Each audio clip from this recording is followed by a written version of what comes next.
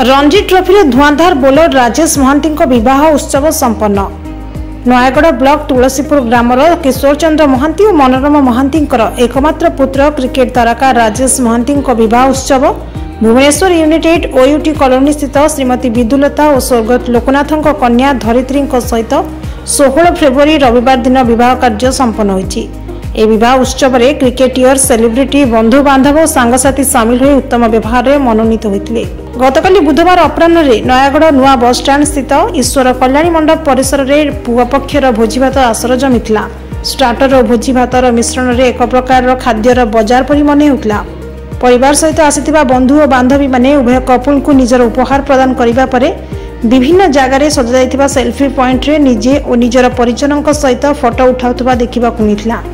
खाद्य परिवेशन अति उच्चमान होइतिबारु खाद्य रे आपाहित परिजन मंडली ठंडा बार और रजपान खाइबाकू लंबा लाइन लगाइथिले। राजेश महांती बापा किशोर चंद्र महांती निज प्रतिक्रिया रे कहिसेंती, बंधु बांधव और परिजन व्यक्ति समस्ते आज मो दुआरे उपस्थित होइतिबारु मो परिवार समस्ते खुशी व्यक्त करूछु। खंडपड़ारू दुर्गा प्रसाद आचार्य रिपोर्ट, सबुदिन टीवी।